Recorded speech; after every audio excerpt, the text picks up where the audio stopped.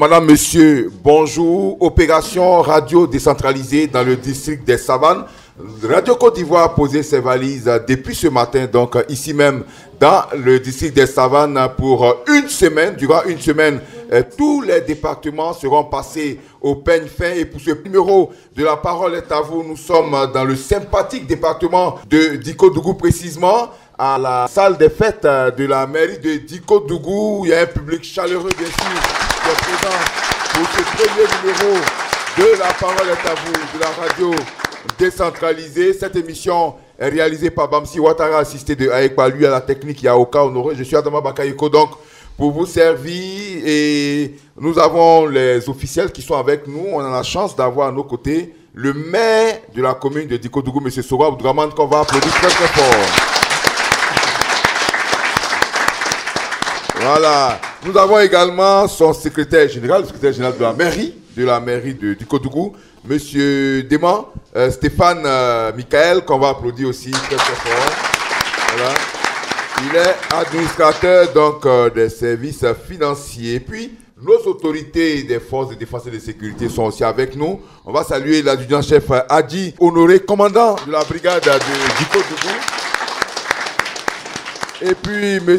Ouattara Issouf, commissaire de police de Diko-Dougou, on va saluer très très fort. Et on n'oublie pas les chefs des villages, les chefs des cantons et tout ce public qui s'est déplacé. Alors le principe de l'émission, vous prenez la parole, c'est à vous la parole, vous prenez la parole, vous intervenez. Le thème de ce matin, c'est comment sortir Diko-Dougou de l'enclavement.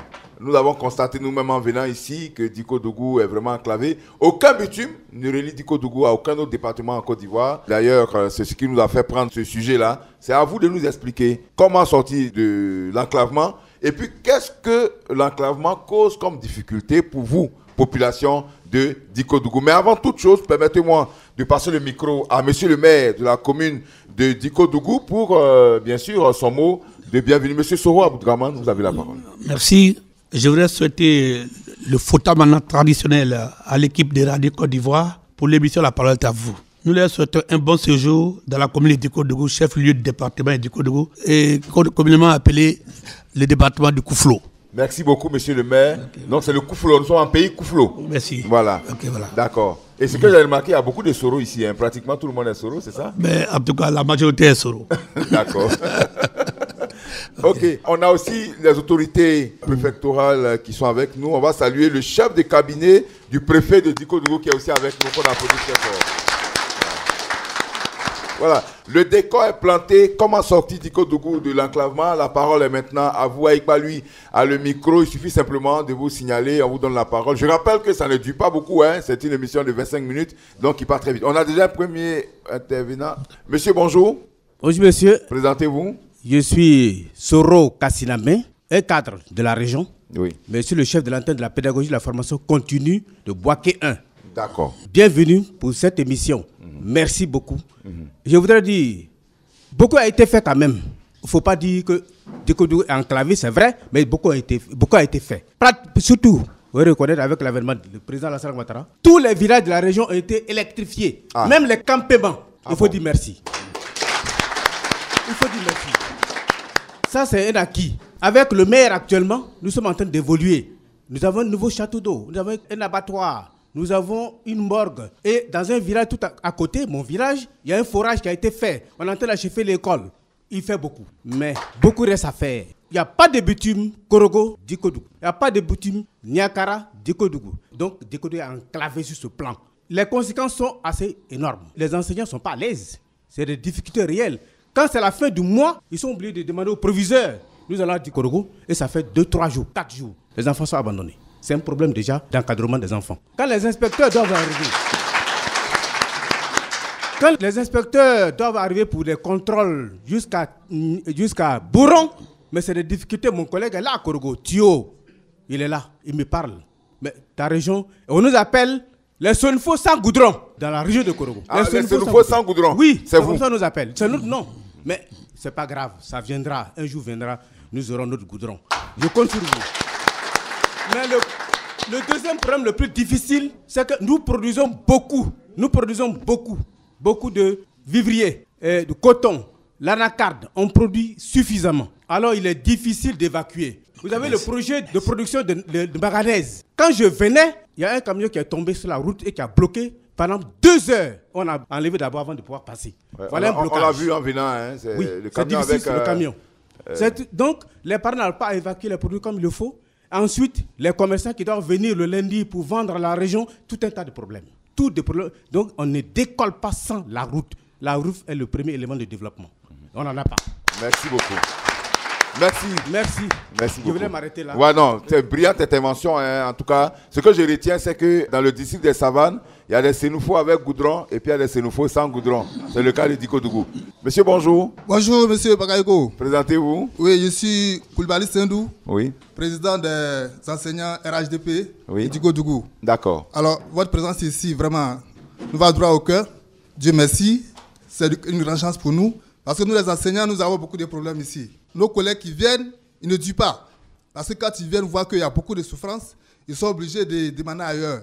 Donc ça fait que les enseignants, nous sommes là, nous sommes surchargés. Il faut dire qu'on est surchargés, ça il faut le dire. Nous souffrons, nous demandons vraiment, par le biais des radios nationales, de voir ce problème-là pour que nous les enseignants nous puissions être un peu à l'aise à Dikodougou. Parce que nous souffrons. Notre collègue a parlé du problème de déplacement. C'est un grand problème à Dikodougou. Pour aller à la solde, c'est tout un enfer. Quand tu dois partir à la solde, tu crains. Il n'y a pas de banque à Dikodougou. Il n'y a pas de banque. Il n'y a pas de banque à Dikodougou. Donc, pour faire le déplacement à la banque, mais tu crains. Parce que, vraiment, c'est une souffrance. Tu ne peux même pas dormir la nuit. Tu ne peux pas dormir. Non seulement le déplacement. Comment tu vas transporter ton argent et puis revenir à la maison sans problème. Tout ça, c'est un souci pour nous. Vraiment, Radio Nationale est là. Aidez-nous. Aidez-nous. On a besoin de soutien. Merci beaucoup. Merci. D'accord, on a beaucoup de dames dans la salle, on n'a pas encore entendu de voix féminines. Ah, enfin, une dame. Bonjour, maman. Elle s'appelle Yo Chilurgo. D'accord, on l'écoute. Elle vous salue. Merci. Elle fait des bénédictions. Elle parle au nom de nos mamans ici à Dikodougou. Nos mamans, elles souffrent beaucoup avec le problème d'eau. Ici, il n'y a pas d'eau. Bon, quand la sécheresse arrive là, les pluies vraiment sèches, donc il y a le problème d'eau. Et puis, Dikodougou, c'est un département, mais il n'y a pas d'activité pour maintenir la jeunesse. Et il y a plein de diplômés qui sont ici, qui chôment. Et il y a certains qui sont pas allés loin, il y en a qui sont allés loin, mais il n'y a pas d'activité. Donc elle a évoqué ce problème aussi. Vraiment, elle voulait que Radio Diko porte le message. Radio Côte d'Ivoire. Ah, Radio Côte d'Ivoire, merci. La radio de toute la Côte d'Ivoire. Merci beaucoup. Voilà, auprès de nos autorités qui viennent aider aussi. Merci pour la traduction. Il a été fidèle dans la traduction, hein, monsieur le maire. D'accord, ok. Alors, d'autres auditeurs voudraient prendre la parole. Bonjour, monsieur. Soro Navere. Je suis Soro Navere. Je viens de Karapo. Karapo est un village de la commune de Dikodougou. Chez nous au village, il y a le problème d'eau. Vraiment, il n'y a pas d'eau chez nous. Tout comme la ville de Dikodougou, il y a le problème d'eau à Karapo. Et secondo, la jeunesse de Karapo me charge de venir dire à Radio Côte d'Ivoire que dans cette même commune de Dikodougou, Karapo-Dikodougou qui fait 7 km, il y a 2 barrages, c'est-à-dire la gendarmerie et la police. Merci beaucoup. D'accord, c'est compris. Merci beaucoup. Alors, on va revenir à monsieur le maire avant de passer la parole au public. Alors, monsieur le maire, on a évoqué plusieurs problèmes. Hein. Oui. Le premier intervenant a vraiment planté le décor sur l'impact de l'enclavement de Dikodougou. Oui. On a aussi la dame qui a parlé du problème d'eau. On a l'enseignant. Voilà, qui dit qu'il n'y a pas de banque, il n'y a pas d'établissement financier. Ça, c'est aussi un problème que j'ai noté. Et puis, à l'instant, notre ami de Karapo, voilà, qui est un village à 7 km d'ici, voilà, qui se plaint. On va vous écouter sur ces questions. Bon, d'accord. Le premier point en ce qui concerne la route, mon ami et frère, il a dit ce qui est vrai. Nous avons un problème de route ici à Dikodougou. Dikodougou, c'est 45 km. Et cette voie devait être bitumée depuis longtemps, puisque le président de la République a tourné en 2013, nous avons promis le bitume. Nous avons attendu et l'année passée, en cours de l'année passée, nous avons reçu une entreprise chinoise ici qui est venue ici à Dikodougou pour qu'on échange par rapport à la faisabilité de la route de Dikodougou et que les travaux d'études étaient finis. On devait passer par la phase maintenant, je crois, technique. Et malheureusement, plus rien. Nous sommes restés sans Depuis nouvelles. combien de temps? C'était en 2020. Ils sont passés ici pour cette réunion dans cette même salle. Nous avons tenu avec eux, avec M. le préfet de région de Korogo, avec le conseiller technique du ministre des Infrastructures et les populations. Donc, en fait, les travaux étaient prévus démarrer depuis 2020. Démarrer depuis 2020. Et mais depuis, plus rien. Plus rien. Bon, nous ne savons pas où le projet est aujourd'hui. Mais nous avons entrepris les démarches déjà afin de savoir où nous en sommes. Mais nous sommes à l'écoute encore.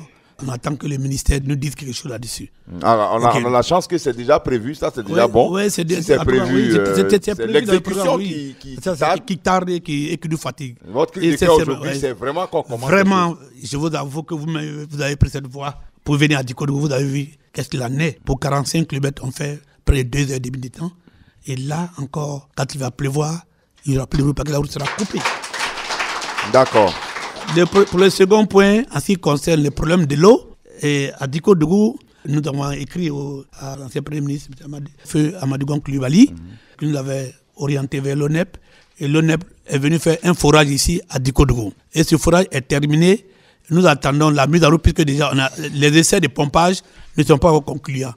Parce que le débit que nous constatons qui est profane, dont on nous parle, ne peut pas suffire la ville de Diko Dougou. Alors que les études devaient être menées avant de faire le forage. Bon, nous sommes aujourd'hui dans une situation et on essaie. Est-ce que le forage est bon ou bien c'est le matériel qui n'est pas bon? Bon, donc nous attendons que l'ONEP vienne faire la réception du matériel et peut nous éclairer par rapport à ce que l'entrepreneur a fait. Avec un peu plus loin le ministère de l'hydraulique. Le ministère de l'hydraulique. Dans l'une de vos filles, troisième agent, Mme Doumbia Kone-Namaré, qui est chef de service communication du ministère de l'hydraulique. Effectivement. Bon, donc, c'est dit que logiquement, ça ne va pas traîner. Ça va pas traîner. J'espère que le ministère de l'hydraulique va attendre le cri de cœur. Ils vont jeter un coup d'œil sur ce projet-là pour voir où on en est et puis trouver une solution définitive pour les populations du Diko Dougou. Plein d'emplois jeunes. Plein d'emplois. Aujourd'hui, vous savez que le président de la République a mis en place l'agent d'emploi jeune. Il y en a ici? Oui, et dans un bureau ici à la mairie. Donc, à chaque fois, il y a des communiqués d'offres d'emploi à nos jeunes. Donc, nous devons nos jeunes à venir ici à la mairie consulter les offres d'emploi qui peuvent leur être destinées. Il faut qu'ils viennent. Mais s'ils ne viennent pas, ils ne sauront pas. Donc, on est confronté à ce problème-là. Il faudrait que les populations, la jeunesse surtout, fréquentent leur bureau. C'est leur bureau, le bureau d'emploi jeune. Le chef de cette cellule-là est dans la salle. Ah, d'accord. Il pourra peut-être... On va lui donner le micro tout à l'heure. Après, il va en parler. 2 minutes, oui. OK. En ce qui concerne le troisième point dont l'envoyé du chef de Carapo vient de dire, bon... Les barrages sont d'abord là pour la sécurité. On note qu'on est dans une zone... Aujourd'hui, à ce moment, il y avait trop de vols.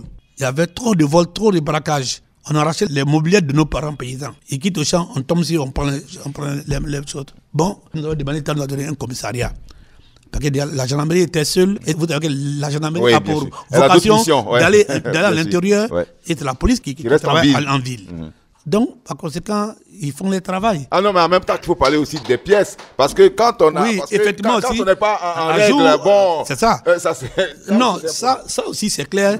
Je pense que nous avons fait plusieurs fois les réunions à nos parents, leur demandant de se mettre à jour avec leur argent. Mais quand tu es à jour, on ne peut pas t'emmerder. On vous dit de porter un casque, on dit d'avoir une assurance. L'assurance, c'est pour toi-même ta sécurité. Alors donc, nous demandons à nos parents, nous allons encore les sensibiliser. D'être en règle. Le chef du village est là, le chef de canton est là dans la salle. On va les inviter pour se mettre en règle. Alors, on va rapidement, on est déjà à 15 minutes dépassées. Okay. Le responsable de l'emploi jeune va se présenter, le bureau emploi jeune de Diko Dougou. Monsieur, bonjour. Oui, bonjour, monsieur. Présentez-vous. Je suis monsieur Silou Alassane.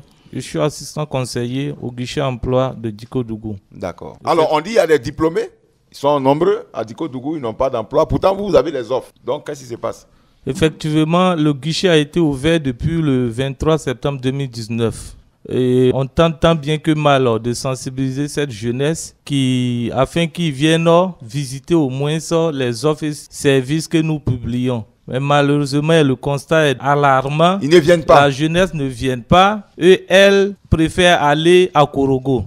Donc, pour aller voir l'emploi jeune de Korogo. Pour aller voir la direction régionale, alors que le Premier ministre et le président de la République, avec le maire, ont bien voulu qu'il y ait un guichet au sein de la commune. Malheureusement, c'est le constat que nous faisons. Mais on ne peut pas payer du transport, cette route impraticable pour aller chercher ce qu'on a chez soi. Effectivement, nous avons convoqué assez de réunions avec la jeunesse estudiantine Et malheureusement, le constat a été le même. Aucun étudiant n'est venu à la réunion. D'accord. Donc on est malheureusement... Donc vous appelez, vous invitez, continuez, vous êtes sur la radio nationale. Comme on le dit, on invite la jeunesse estudiantine, puisque l'agence emploi jeunes aussi finance les projets. On invite aussi la jeunesse de Diko-Dougou, en particulier, à venir visiter le guichet emploi jeunes. Qui est situé où? Qui est situé au sein de la mairie de Diko-Dougou, afin de bénéficier des offres que leur offre l'État. Alors, merci beaucoup. On va traduire pour la maman qui dit que les enfants n'ont pas de... Peut-être qu'elle ne sait pas. Il faut qu'elle dise à ses enfants de visiter rapidement, et puis on va passer. Ouais. Bon, non, moi, il faut chien de Léon. Puis chien quand il est plus ou Alassane ou dehors. Gouvernement guichet ou à Mounane. Fallait tiens un peu le quelque. Donc, il y a un diplôme, il y a un diplôme. Il y a payer larguer, Alassane. Voilà, quand il faut et puis, ok, merci. Alors, je vous informe que l'émission, il reste à peine 5 minutes. Donc, si vous n'avez pas parlé, c'est maintenant qu'il faut le faire. Derrière, c'est pas, les gens n'ont pas encore intervenu. Monsieur, bonjour. Bonjour, monsieur. Présentez-vous. Je suis docteur Nguetia Adaï Charles. Oui. Je suis le directeur de l'hôpital général de Diko-Dougou. De Diko-Dougou. Ah, d'accord, ok. Faut dire que CSU, depuis 1996, le CSU, le centre de santé de Diko-Dougou, a été érigé en hôpital général depuis 16 mai 2019 et j'ai été désigné nommé comme directeur. Et il faut dire que depuis l'année passée, l'année 2020, il y a un projet de réhabilitation, d'équipement de construction, voilà, qui est en vue de mettre la mise en place d'un bloc opératoire. Et ce projet, je pense que est prévu avoir lieu dans ce trimestre 2022. Voilà, donc premier trimestre 2022. Voilà. Ben ça, c'est une bonne nouvelle. Donc nous exhortons vraiment le ministre vraiment à nous donner le bloc opératoire. Mais vous voyez la voie, c'est vraiment difficile. Nous sommes à 50 km de Korogo et pour déplacer les femmes enceintes, souvent complications. Vers Korogo pour les césariennes, c'est un peu compliqué. Vous avez une ambulance? Donc, nous avons une ambulance vraiment avec le concours de Monsieur le maire. Vraiment ça, nous le félicitons et ça c'est applaudi. Voilà.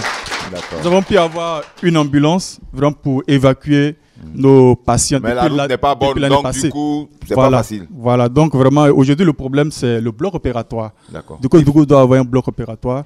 Et je sais que le ministre, que nous avons eu un entretien la semaine passée, a promis que les travaux vont avoir lieu bientôt. Et nous espérons, avec le concours également de la mairie qui fera son lobbying, pour que ce bloc vraiment ait lieu. Et je pense que ça va soulager beaucoup la population. D'accord. Voilà, je vous remercie. Merci beaucoup. Alors, un hôpital général, c'est ce qu'il faut à un département. Mais en même temps, un hôpital général, ça demande un certain plateau technique pour être appelé hôpital général. Sinon, si c'est le nom seulement, ça ne sert à rien. Il faut donc l'équiper et mettre cet hôpital-là aux normes. On a des intervenants. Oui, bonjour monsieur. Oui, bonjour monsieur. Je suis Bou Assoumou, professeur d'espagnol. Oui.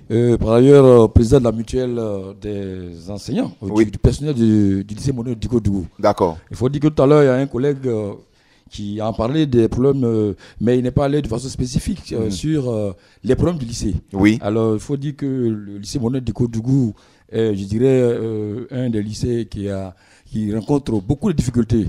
Tout le temps, notre proviseur, M. Nguessan-Guedou, qui est ici dans cette salle-là, nous a exhorté de faire avec les mêmes moyens que nous avons. Et c'est ce que nous avons toujours fait avec l'appui de M. le maire. Nous avons toujours été parmi les lauréats de Korogo. Dans les lauréats, chaque année, nous obtenons des prix. Et vraiment avec les mêmes moyens, donc nous souhaitons. C'est vrai qu'il y a une politique d'extension du lycée qui est en cours. Nous apprécions cela et nous félicitons le président de la République pour cela. Mais écoutez, nous avons un sérieux problème d'enseignants. Et si cela peut se résoudre, je pense que ça arrangerait le problème. Et de façon, il y a des techniques, on a des difficultés même pour dupliquer les devoirs. La dernière fois, le maire allait faire une visite. Il nous a promis un riseau. D'appareil on n'a pas de riseau. Le maire nous a promis un riseau. Donc, c'est en cours. Nous le regardons. Bon, il est là. On va lui donner la parole tout à l'heure. Il va nous dire où est le riseau. Voilà. Merci beaucoup. Ouais. Voilà, merci beaucoup. Monsieur le proviseur est dans la salle. Monsieur le proviseur, bonjour. Bonjour. Alors, présentez-vous. Je suis Nguessan Guedou, proviseur du lycée moderne de Diko-Dougou. Alors, votre collaborateur vous a précédé, hein? Alors, il explique les difficultés. Les enseignants, il y a combien, dans quelle matière ces enseignants? Les problèmes sont énormes, hein, au plan des ressources humaines, surtout. Le lycée compte à ce jour 2571 élèves. pour seulement 31 professeurs. Le déficit est énorme. Il faut combien de professeurs pour... Il faut au moins le double, sinon le triple. Autrement dit, en mathématiques, nous avons seulement 3 professeurs pour 35 classes au minimum, 2 professeurs de physique, un seul professeur d'allemand, 2 professeurs d'espagnol, j'en passe. Mais comment les enfants font dans ces conditions? C'est ça, c'est la magie des enseignants. Voilà. Mais ce tableau très sombre n'entache pas notre ardeur au travail. Nous sommes, comme l'a dit mon collègue tout à l'heure, tous les ans cités parmi les meilleurs établissements de la direction régionale de Korogo. Alors qu'est-ce qu'il faut, monsieur le proviseur? Dans l'urgence, il faut du personnel enseignant, surtout du personnel enseignant. Sinon, c'est pas la route qui les décourage de venir à Dikodougou. Bon, je pense que c'est pas la route. Quand on vous affecte en tant que nouveau fonctionnaire, vous n'avez pas de choix. Ouais. Et donc, je pense qu'il faut qu'ils soient affectés. Ils viendront. Si nous avons accepté d'être là, eux aussi doivent venir. D'accord. Voilà. Alors, monsieur le maire, où est le réseau du lycée de Dikodougou? Je pense que le collègue n'a pas dit ce qu'il fallait. Oui. Le maire a tant fait pour nous au lycée. C'est le seul soutien véritable du lycée moderne de Dikodougou. Il a tout fait, il a tout donné. Tout ce qu'il peut donner, il a donné. Malheureusement, nous n'avions pas d'appareil pour le tirage. Et il est allé nous visiter. Et sur le fait, nous lui avons posé notre problème. Il a dit qu'il allait prendre la tâche pour voir ce qu'il pourrait faire pour nous. Il n'a pas dit qu'il n'a pas promis de réseau. D'accord. Lui, il n'a pas de réseau.